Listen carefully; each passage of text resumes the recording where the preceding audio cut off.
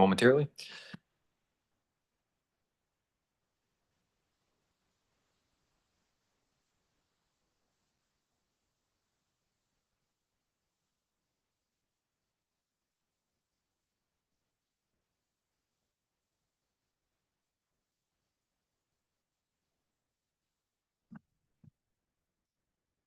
Okay, good afternoon, everyone, and welcome to the February 11th meeting of the Comox Valley Water Committee. As the appointed corporate officer for the regional district, I'm pleased to call this meeting to order for the purposes of conducting the election for the chair and vice chair positions for 2025.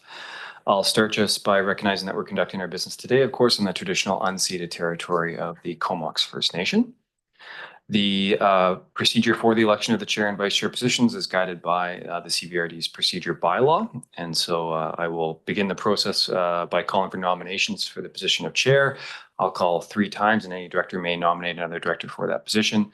Should more than one director accept a nomination for that position, we will then conduct a vote by secret ballot, of course, utilizing the weighted votes provided for in bylaw 1783.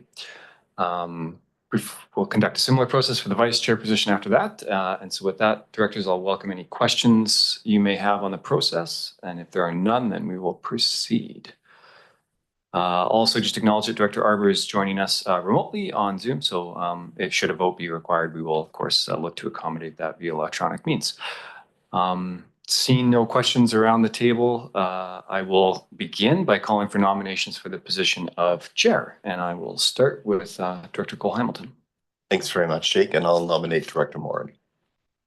Thank you. I will call a second time for any nominations for the position of chair. Director Grieve. Yes, I'd like to nominate Director Ken Grant because he's gotten away without chairing anything lately. Thank you. And I will call a third and final time for any nominations for the position of chair. Seeing no further nominations, I will call in reverse order to inquire about whether directors will allow their names to stand. So Director Grant, do you allow your name to stand? No, that's fine. Thanks. Thank you. And Director Morin, do you allow your name to stand? Yes, I do. Thanks.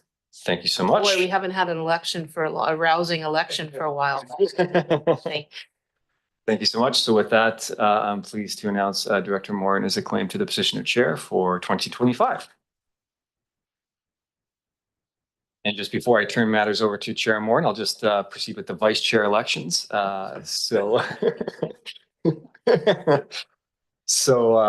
Same process. I'll call for any nominations for the position of vice chair first time. And Director Hillian. I'll nominate Director Grieve. Thank you. I'll call a second time for any position or nominations for the position of vice chair.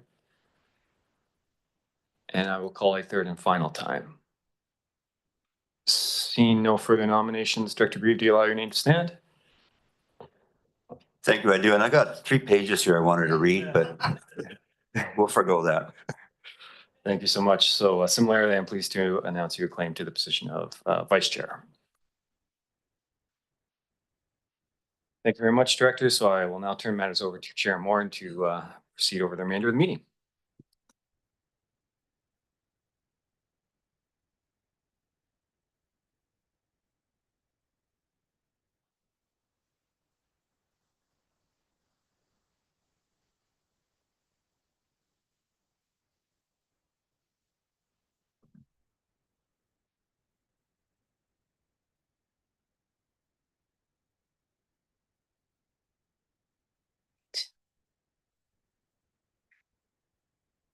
Good afternoon, everybody. I know that Jake has welcomed us to the February 11th meeting of the Water Committee. I'd like to thank folks for bringing me back to the chair. In the effort of trying to run a quick meeting, I almost preempted Vice Chair Grieve. So I think we've got a good team. So thank you for that. And we will start with acknowledging that we are meeting on the traditional unceded territory of the Comox First Nation, and we do appreciate the stewarding of the lands since time immemorial. Okay, so we are going to start with the public input on the 2025-2029 financial plan. I guess we'll turn it over to staff. Thank you, Chair, and good afternoon to the Water Committee members. I'm going to turn this portion of the microphone over to portion of the meeting over to Lucy Wichark, our Chief Financial Officer, just to touch base on some of the public input to the financial planning process we're undertaking. Before doing that, though, and before we get into the budget discussions, I do want to just reiterate a couple of points that we did make a week ago at the outset of the CVRD's financial planning process. We recognize the economic volatility that is currently facing us, given the potential and real threat of tariffs and the economic relationship with the United States. CVRD is looking into its suppliers lists, as well as capital projects, both those that are already underway and those that are on the docket for getting underway, and understanding what those potential tariffs might mean for cost impacts and cost, how it may affect costs for those projects and service delivery. Where we need to, we will be coming to the Water Committee and the other board and committee commissions to seek direction if there is changes that we would be looking to undertake. As well, we also recognize we have a March 31st deadline to adopt the budget, and Lucy will speak to the timing as we progress. And so we will be looking to balance both aspects of looking for those impacts and also recognizing that today is about the introduction of the budget for the Water Committee. So Lucy, if you wanted to touch on the public input to the financial planning process. Thank you. Good afternoon through the CAO and the chair and the directors. We're pleased to be here to bring you the water committee, your water service today, and support the presentation of that budget and discussion. So just to start off just very quickly, and for the benefit of Director Wells, I think you're the only director sitting here at this moment in time that hasn't heard our opening spiel, so I'll keep things light, but want to make sure that you have been also engaged and understand how we're going to be proceeding. So just a few introductory comments, and of course any other questions you may have before we begin, certainly welcome those. So from a public engagement perspective, using our engage page, same as we did the year before. So far, we do have 4 questions that have been posed out on the site, and we've answered 3 of those 4 so far. And none of the questions relate to Water Committee. For your interest, the directors can go out and have a look at what the conversation's all about out there as well. So that's engage, and if there's, I'll move on just to my other introductory comments before about our process that we're going to use. I do have I don't know, Lisa, if you want to put up the slide with the roadmap on it, and just to give you a bit of idea and ground you on where we are in our process. We did deliver our proposed budget to the CVRD board. We did that on January 28th.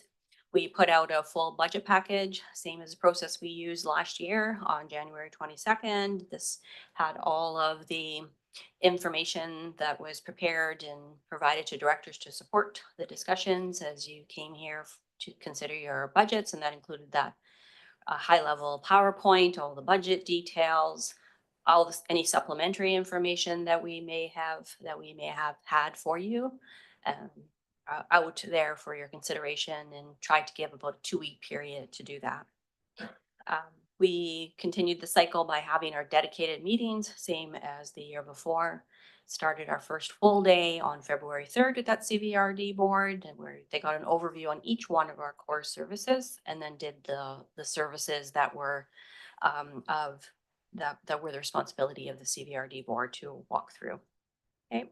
On the 4th and the 10th, we had meetings for BCOB, and the first of 2 meetings for EASC. And that takes us to today. And today, all of the committee and the commission meetings are set to deal with those budgets where the CVRD has delegated authority to those boards for specific services. For water committee, we have your service 300 water service. And before we get into staff presentations around that, Mark Rutten will provide an overview of this core service. Just by chance, if there's additional information that's needed, we've been trying to get that back to directors as soon as possible. And if we need more time, we have February 25th designated as a place where we can come back. And that's prior to bringing the recommended budget back to the board on March 11th. So with that, if there's any specific questions, happy to address them. Otherwise, Mark can provide that brief overview. Thank you. Are there any questions or comments so far? Okay, thank you. We'll move on. Yeah, we do have two reports actually, so I wasn't sure if folks wanted to vary the agenda or not to just to carry on with the financial presentation. Can I get a motion for that? Okay, we've got Director Wells and Cole Hamilton seconding. Thank you. So we will come back to those items and we'll hand it over to Mark. Thank you. Oh, I'm sorry. Yeah, we should take a vote. Boy, I'm rusty already. So anyone opposed to varying the agenda? Okay, seeing none, that's carried and we'll proceed. Thanks. Thanks. And Mark Rutten will be introducing the water supply as a core service to the CVRD. This is an overview of all the water services that that fall under water supply as a core service. So Mark will introduce this. Great, thank you, James. Through the CAO and through the chair. Just a quick presentation here just to highlight some of the key features of our core water services. This slide here summarizes several of the CVRD's water services. And just one key metric from this slide is that 8 out of every 10 people in the Comox Valley get their water from a CVRD water system. So these have a big impact on the regional district. Key service outcomes, these were developed by the board a couple of years ago. These indicators guide staff to ensure that the CVRD's water systems meet the board's goals and objectives. And highlighted here are water quality, quantity, conservation, affordability, and resilience, along with ensuring a strong working relationship with Comox First Nation. Some of the key initiatives underway within water services. Water Extension South project continues to be a high priority. Water master planning, which Chris's group is leading. Watershed protection, also within the Comox Valley water system, and asset management, which is starting to pick up a lot of steam at the CVRD. On the corporate energy and emissions goals, in 2024, we completed study work to take a broad look at all of the opportunities. In 2025, we're drilling down on some of the most likely opportunities, and Chris's team will be bringing back those ideas partway through the year. Trends and challenges. This service does have a lot of equipment, and we are experiencing challenges around costs and lead times. Also challenges around increased regulation, not so much on the water quality side, but just on other regulations, safety regulations, traffic control, cultural heritage, those kinds of emerging increased regulations. But we have a great team. They're always looking for opportunities and always looking to streamline the work they do. And I think asset management is something that we're not just talking about anymore, but are starting to now implement, and it will really help these asset intensive services in the future. Just one highlight really to make on this slide here. This slide is all of the CVRD's water services together in one snapshot. So you can see costs increasing in the future. The main driver for that is the top part of the bars in the future. You can see the green portion growing. And those are increased parcel taxes in the rural areas to try and build up reserves for their these are contributions to reserves to try and build those up for the eventual replacement of that linear infrastructure that's in the rural areas. And this one just shows, kind of the same thing, but on the revenue side, you can see larger contributions from parcel tax that then go into reserves. So the water services support the CBRE's key drivers through rate reviews and master planning, watershed protection, conservation, partnerships, and ensuring safe and accessible water for all, for many of the residents in CBRD. And I'm happy to answer any questions that you might have. Great, thank you, Mark. Any questions or comments so far? Seeing none, thank you. And we are moving on to the main. Service 300. Okay, So Service 300 is your Comox Valley Water Supply System. Chris LaRose, our Senior Manager of Water Wastewater Services, will be introducing the PowerPoint presentation. And I see Mike Hirschmiller has joined us at the table as well, so we'll hear from Mike as well. And Chris, over to you for the overview of Function 300 proposed financial plan. it is showing up. Thank you, James, and through the Thank you. chair. Good afternoon, everyone. Just bear with me. I'm just going to pull up a presentation to help guide us through a summary of the proposed plan.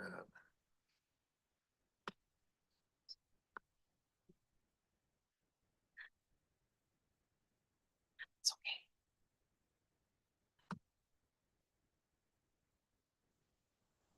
There we go. Great.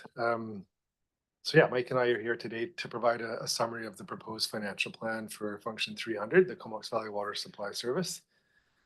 So I'll start off just with a brief overview of the service, and then Mike will provide a summary of what we've been up to last year and what we have ahead for the coming year.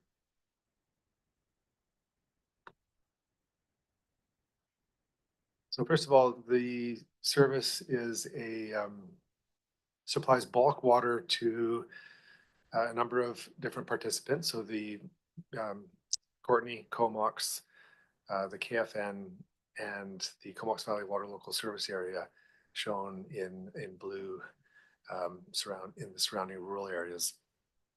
There are 4 sub-functions that help us track and monitor the costs related to kind of key components of the service delivery. So the first one is 301, which governs all costs relating to implementation of the watershed protection plan. 302 tracks all costs relating to the treatment plant and the raw water intake.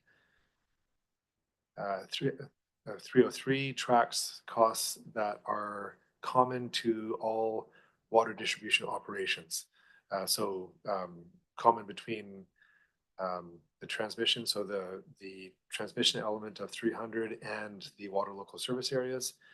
And then 304 tracks likewise, but for treatment. So a different set there. We have, in addition to the Function 300, we have Union Bay and Denman, which have water treatment facilities. So they each attract and pay for a tiny portion of the human resources for this function. So, sorry, one sec. There we go.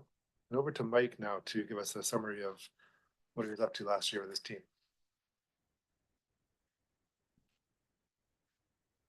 Thanks, Mike. Welcome. Thank you. Through the chair. Excuse me. So 300, the regional water system, some of the accomplishments from our work plan in 2024. The chlorine scrubber removal, as you know, with the new water treatment plant, we got rid of our chlorine gas facility, and we got rid of the gas and made it safe for the public right away. But one of the lasting things was this scrubber, very large piece of equipment that if there was a chlorine gas leak would take that gas and neutralize it, and could emit it into the environment. So we needed to get rid of that, and we had a couple of budget quotes for upwards of $100,000. There's a lot of chemical inside there, and there was some complications with it in order for a third party to come in and do it. So we developed our own procedures internally, and with the help of our wastewater treatment plant, being able to to receive some of the neutralized chemical. We were able to do it for approximately $15,000. I've got some photos in the next slide to show you some of that. We also cleaned and inspected West Courtney Reservoir, so 2 cells, essentially 2 reservoirs. It's about a 9 million liter reservoir up on Lake Trail Road that feeds the West Courtney section. What we're doing is we're working our way through the system now that we have this clean filtered water from the new water treatment plant facility. We're cleaning our reservoirs now. We've cleaned the water mains, and this is kind of the last step to flush the system and get that filtered water kind of unimpeded through the system. As well, auto dialers. What we're doing is we're trying to upgrade some of the technology that's available now into our system. This is so we can have our controls and automation system more like there's alarm systems that send out if there's anything outside of parameters. And by having this ourselves, we're able to have more control over the product, as well as not relying on what's been recently a fairly unreliable third-party telecoms company as a contractor. As well, our connectivity and data logging with our bulk water kiosk. So this is a move we're making where we have our manual read monthly meters, which is what make up the meters in the consumption report. And moving this to a cellular connectivity kind of system, we're able to see this data real time and anytime, and we can log it and track it. And there's also those occasionally there's some human error. It's a 12-digit number that you're recording onto paper. So just trying to get rid of that by automating it. As well as we've initiated our reservoir repair program. We had a report done 2 years ago that showed some mostly small kind of superficial deficiencies, but ones that we want to get on now before they become bigger issues. So this is the chlorination scrubber removal. So this is a big unit. There's some media up at the top. The bottom is filled with a caustic, which is sodium hydroxide, and basically it would take the chlorine gas and neutralize it through that media that you see on the right there, and make it safe. So first we had neutralized the chemical. We put it into 1,000 liter totes and slowly took it out to the wastewater treatment plant where they were able to receive it. But then we had this big unit that we had to get rid of. So you can see the operators are in there just cutting away and eventually getting down to nothing. Now our old scrubber room is now a storage facility needed.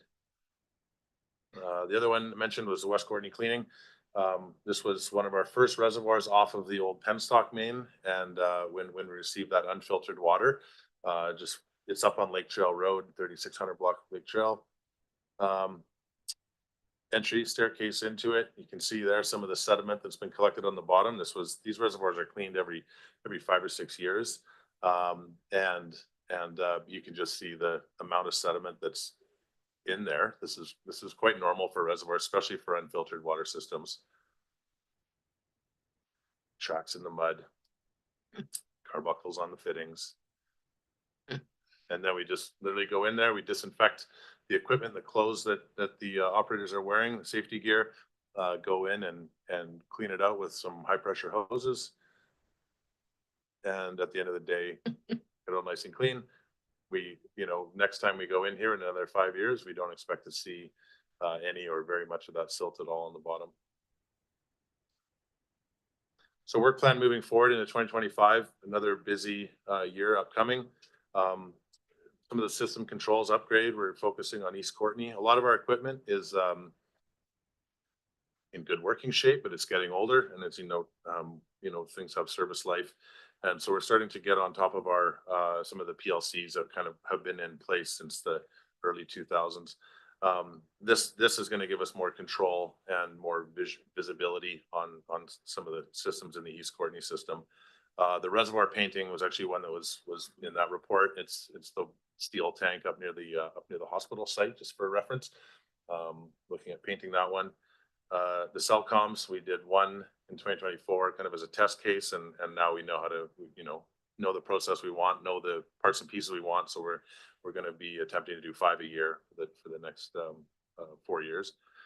Bulk water meter replacement. This is actually a meter that was original from in the late 80s, and we're looking at replacing that meter Comox Reservoir repairs and the Griefs Crescent water main connection. So that's the water main connection that a couple years ago when we had that large repair, the divers were sent in, we put in extra infrastructure so that we could do this, and it's just going to give more reliability for that service. And Chris is going to discuss the watershed protection planning. Thanks, Mike. Yeah, so as I mentioned, 301 tracks all costs relating to the watershed protection plan. So last year, quite a bit done. We completed the draft conservation plan for the lands at Comox Lake and Perseverance Creek, which we often refer to as the Coal Beach property, but now is also kind of being co-managed with the neighboring property that we contributed towards the purchase of.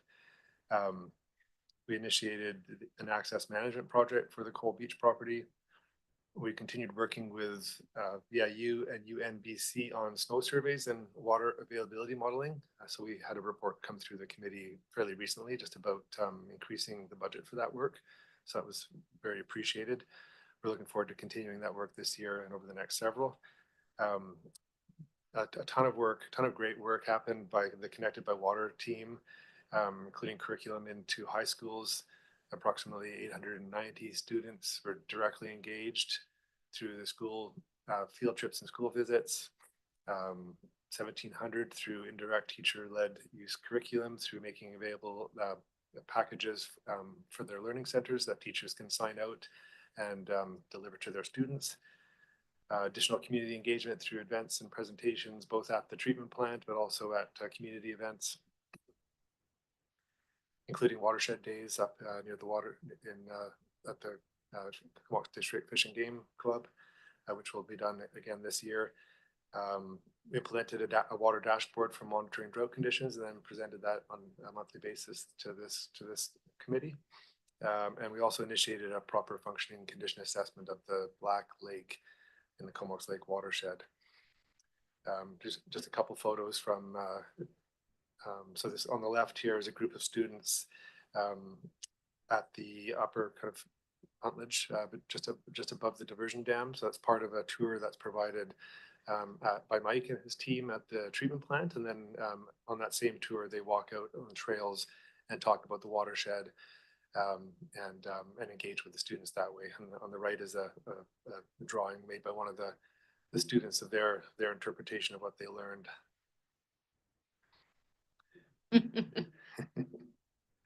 And here's a photo of Black Lake. So for those of you that don't know, it's it's right adjacent to Comox Lake, kind of between or kind of near the landfill and the lake.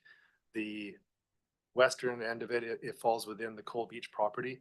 The rest of it falls within the Hancock lands in that area. It's a very important wetland for the watershed, and so we had that prioritized for the proper function and condition assessment. So we'll have that process complete and the report out early this year that we'll share with the committee. A couple photos here just relating to our ongoing monitoring of water quality. So Zoe's out there on a monthly basis, at least, doing grab samples and checking on the equipment that we have that monitors continuous water quality at 6 locations in the watershed. And then on the right, deploying the second thermistor string, which is a vertical line down into the lake that monitors the temperature of the lake, and that will inform future hydrodynamic modeling of the lake to increase our understanding of how it responds to different climatic conditions. And then looking ahead to the coming year, we'll be updating the water efficiency plan for water conservation, working on developing a proposal for a stewardship program at the Coal Beach and that end of the lake. Begin the next phase of restoration at the Coal Beach property. Updating our water conservation rebate program to include additional rebate opportunities, and this will be coming out of very strongly related to the water master planning process. Continuing our Connected by Water work. Co-hosting the recent Watersheds Wildfire and Changing Forest Landscapes event that was held in Cumberland last week, which was just an excellent event, pulling together all key stakeholders in the local kind of wildfire management sector. Finishing deployment of that second thermistor in the lake, developing a Comox Lake Emergency Response Plan through the subcommittee of the Watershed Advisory Group, and then continuing that partnership with VIU. Back over to Mike. Thank you, Chris. So moving on to the water treatment plant from the transmission system. One of the upgrades we've made is the filtrate polymer system. Basically designed and constructed internally by our treatment plant staff. This is just a system that really you wouldn't know necessarily if you needed it beforehand or not. It was it's kind of just now we're 3 years into the treatment plant process now, or the new process. So we are we're optimizing now and trying to our water quality end of the day result that comes out of the tap is high quality, and we're it's possible, but unlikely to make that any better. What we're doing now is we're trying to optimize our process inside the plant. So we're looking at adding different chemicals so we can cut chemical costs overall, as well as our end of the day dewatered process as well. City Works, we've asked, it's been for a couple of years now, we've been utilizing it in the distribution field. And now we're just doing it as well in the water treatment plant and getting all those assets captured to assist with the planning process of our asset replacement. Clean the solids out of the process overflow pond. So this is just a dewatering process that we have, and that was the first year was done after almost 3 years, 2 3/4 years of operation. So we plan to do that every year. We found that the process was very efficient in our dewatering, and we didn't need to do it until this. So this was kind of a test. We rebuilt the road just so we can get in there and work quicker next year. And then one that I know all of you have been up to the plant and seen that big wall at the bottom that's open, and then our big doorway into the boardroom. We've received a couple of those.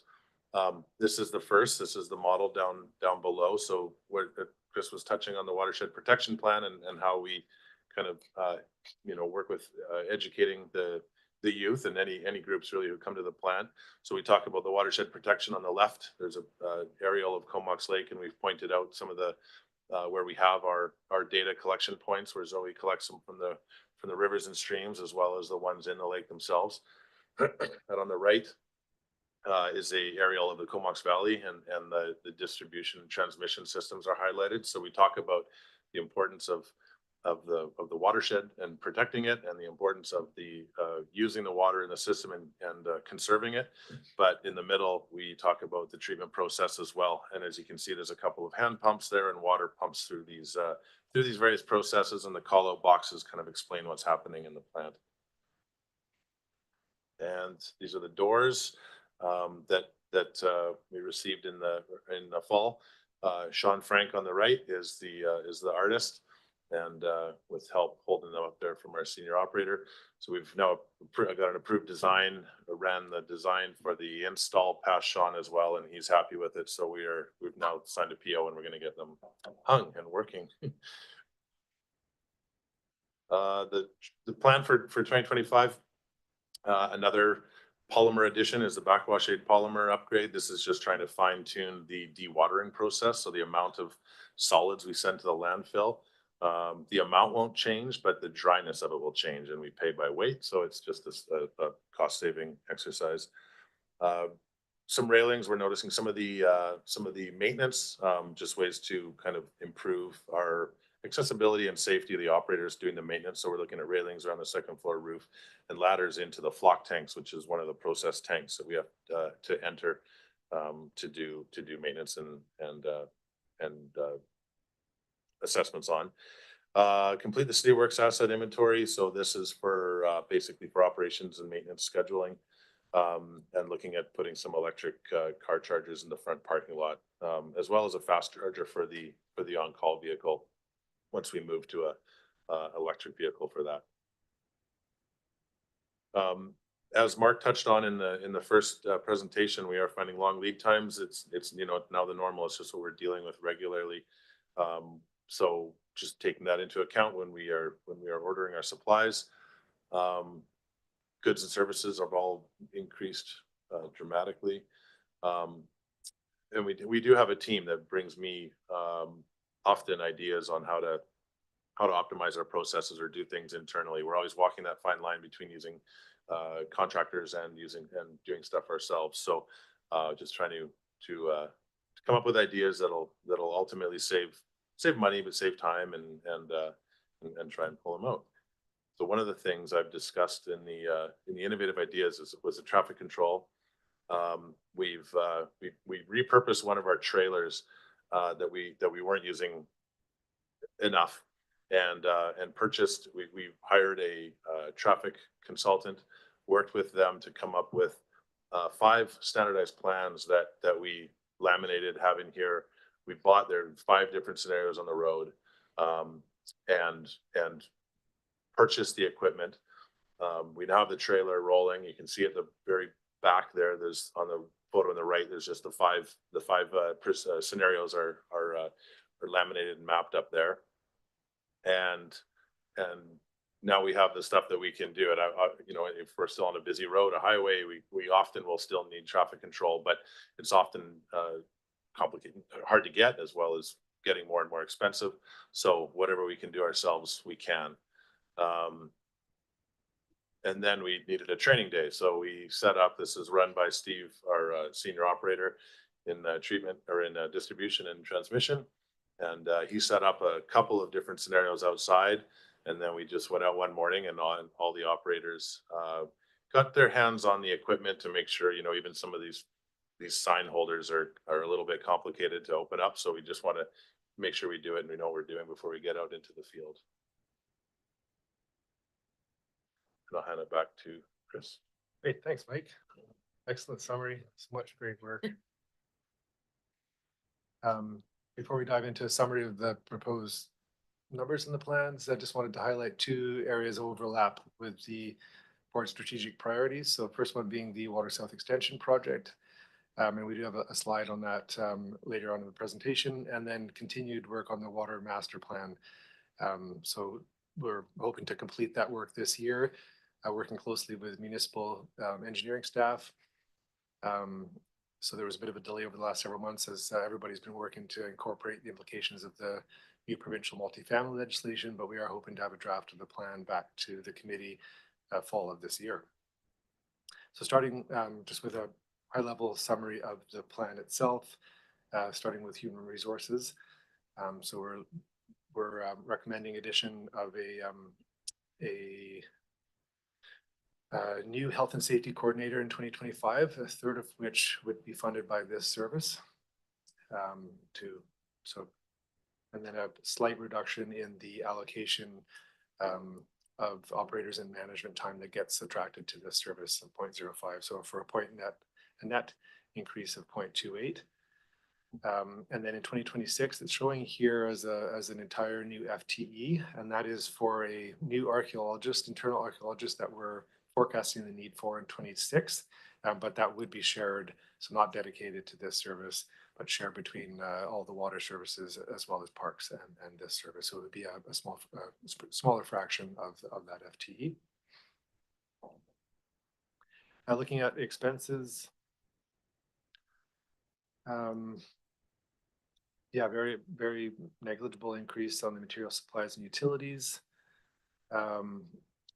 Slightly bigger increase on contract and general services. So we do have a DCC study scheduled for this year to be begun immediately after the completion of the water master planning process, as well as some study work for the CEEP, or the Corporate Energy and Emissions Plan, that Mark referenced in his core services presentation.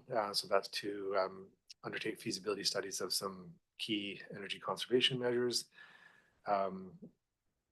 Slight reduction in the transfer to other functions due to the project management office now being funded directly out of capital,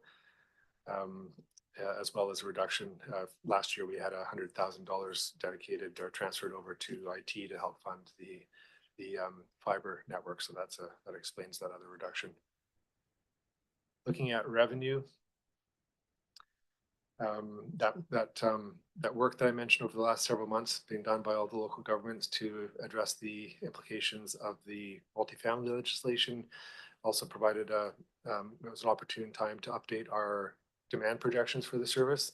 And so those are reflected in this proposed plan. A slight reduction in the other revenue. We had planned to partner with TELUS on a cell infrastructure, but that's been put on hold. Yeah, and then looking at the bulk water rate, so currently projected to remain the same. However, we do plan over the 5-year plan, but we do plan this year in 2025 to undertake a bulk water rate analysis. So it's pending completion of the water master plan and some progress that we plan to make this year on asset management. So both of those will feed into that assessment, a reassessment of our bulk water rate. So the results of that will be embedded in the next 5-year financial plan. So looking at the latter kind of 5 years of the proposed plan, at the operational side, revenue and operational side, nothing much to highlight here. We're pretty steady state in terms of expenses over the 5 years. And then looking at debt, so we do have a couple pieces of debt we're retiring over the next 2 years, helping to bring the debt servicing costs down. And then the bottom 2 lines are the debt from the water treatment plant, which will be some time before they're fully paid off, but you can see it going down fairly steadily. And then looking from a different lens here, debt as a percent of operating costs, likewise, you can see that metric declining fairly rapidly too as we kind of move along that amortization curve for the water treatment plant. And jumping into the capital side and just starting with a couple comments on the asset management work underway. So we are working to update our asset inventory and asset replacement schedule, in part informed by the water master planning process. We're working to support the newly hired manager of asset management and development of the corporate asset management program. We'll be initiating development of a condition assessment program this year that is going to be developed over this year and next. That will help us increase the quality of our data and our risk and criticality ratings for our assets, which will help us prioritize replacements and help inform that rate review that I mentioned. Our continuing integration to GIS, as Mike was highlighting, lots of work still on implementation of CityWorks for water, rolling out to all of our vertical assets. And then we're starting to scope out, work with other departments on selection of a decision support software to help further our asset management, inventory management. The 25 to 29 capital plan is summarized here. We've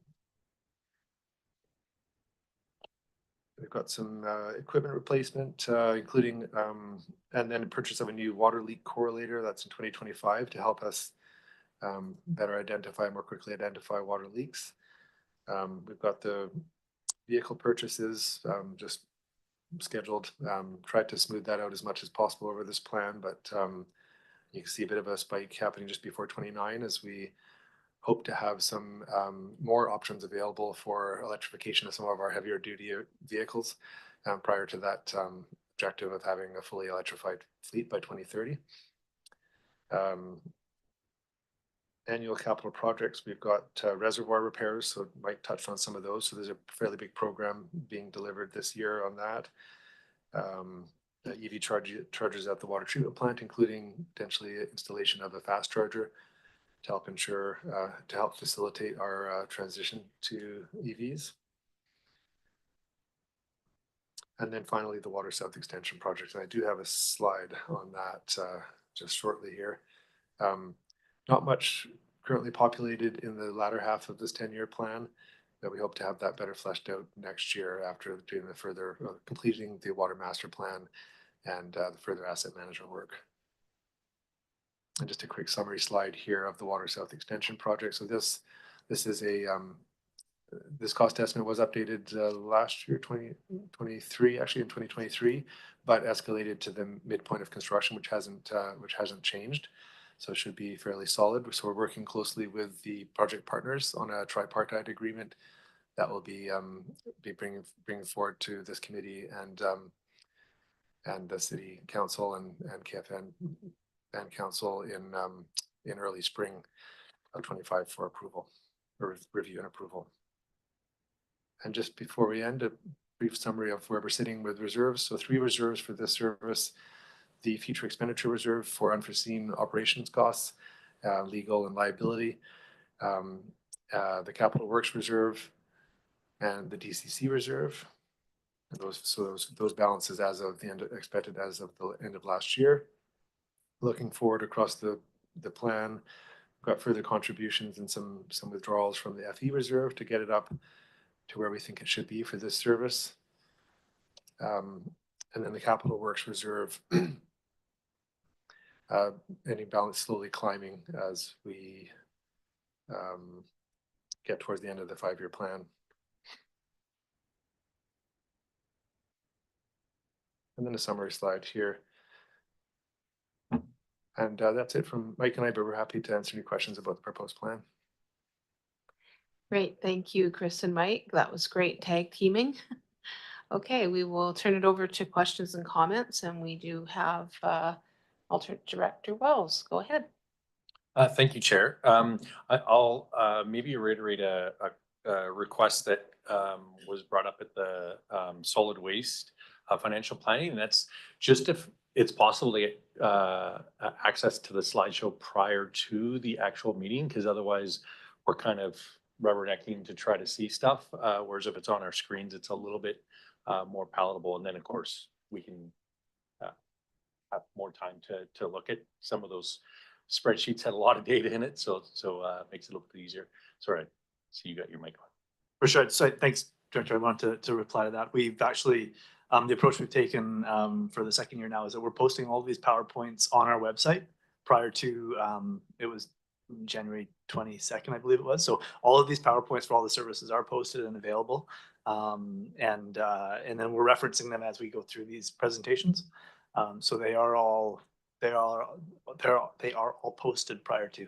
Right, just not embedded into the actual agendas themselves then. So is there a way to get them in the agenda just to make it for a 2-year-old? Our agenda isn't, we're not able to embed hyperlinks into the agenda page itself in the way you're asking for. We can attach attachments, Right. but the software doesn't actually allow us to put up actual hyperlinks to the pages online. Okay, yeah, because I the city, when we moved over to eScribe, that was one of the probably massive upgrades, was that ability to look at those PowerPoints prior to, for 2 reasons. One, just so you're that much more effective at understanding what's in the PowerPoint, but also if there's errors, you can point it out before you have your meeting as well, which is kind of nice. Okay, thanks for explaining that. I will endeavor to spend a little bit more time digging through the website.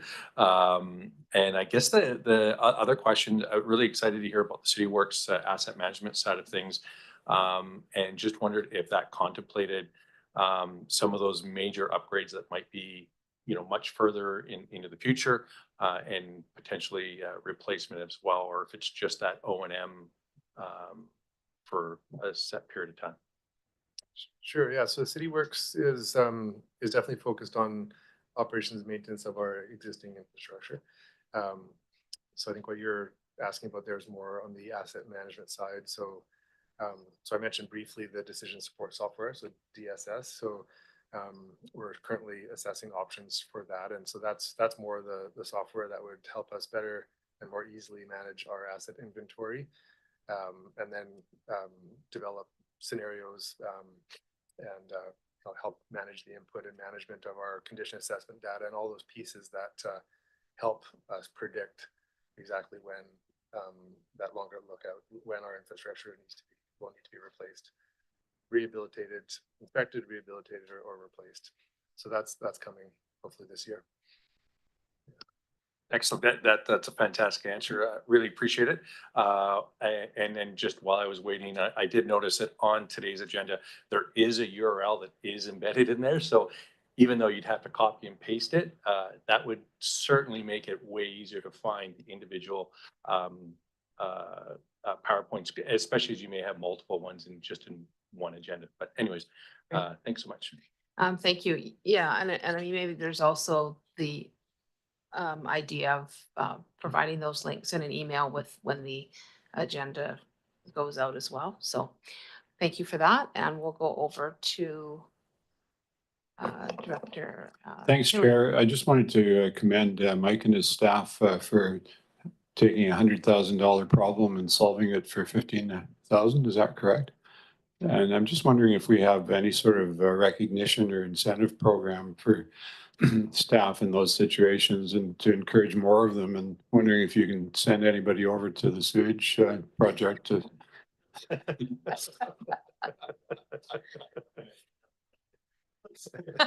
Yeah.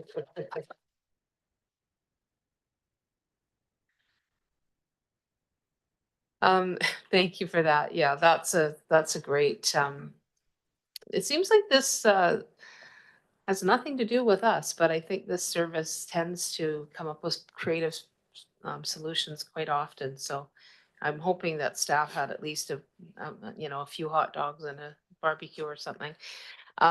Seeing no other questions, I just had a couple comments, just, all good stuff. I love the fantastically delicious. I don't know if you're using that in any kind of marketing campaign, but I love it. It's great. And obviously the savings there was amazing. And I guess just utilizing, I know we have some staff that have that higher level training. Does that have anything to do with these savings, or do you just have an all-round amazing staff? Oh, sorry. Thank you. Yeah, thank you very much for that. Yeah, no, we have an amazing all around staff. Okay. We do, we do pride ourselves on we have a very open work area. And we have as you've seen when you've toured the treatment plant, we just have it's a really collaborative area that we have. And we have, regular morning meetings, and we have whiteboards that we scribble stuff on.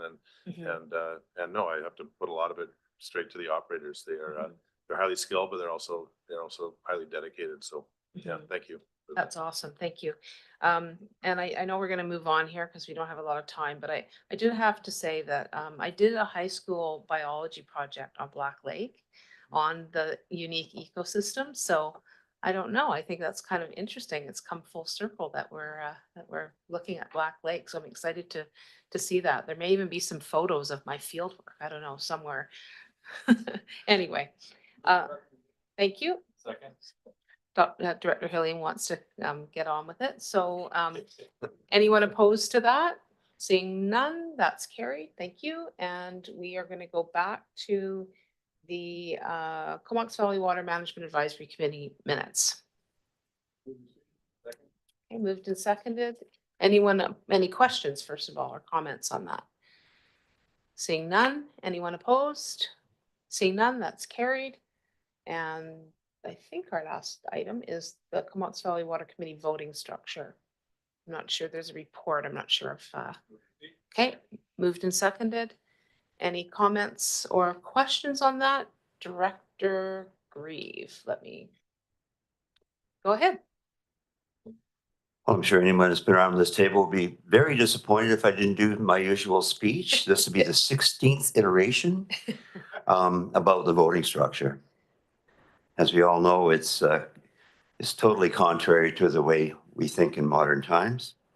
For instance, Courtney, with the 28,420 people, are using 6,400,000 or 314,318 cubes, which works out to 222.18 per capita. Comox, on the other hand, which is 52% of the population of Courtney, is 14,806, using 2,476,41 cubes, works out to 166.87 cubic meters per capita. Now that's a difference of over 33%. And before we dust off a previous mayor's speech and dust it off and read it again, I guess the only silver lining of this after 16 years is that, now this is my understanding, I want staff to correct me if I'm wrong, but the apportionment of all the services, we previously talked about 301, 302, 303, and 304 is allocated according to the consumption. So Courtney's getting 7 votes, even though Courtney is more than half the size. They're using over 1/3 more water per capita. And they're getting 7 votes at the water committee. And like I say, the only silver lining is the fact that Courtney is going to be paying more for the chemicals, more for all of the infrastructure outside of their own distribution system. Is that correct? I'm not sure if staff wants to comment there. It has to be apportioned according to the voting structure. Otherwise, the voting structure is absolutely ludicrous. So if you use more water, you're going to pay more for the chemicals, pay more for proportionally for all the upgrades and the labor. I'm not sure if I'm going to answer the question directly. I might have missed the specific question, but I do want to say that the report in front of us, the voting structure report, is based on the consumption from the previous year. The apportionment of revenues based on cubic meters consumed, that is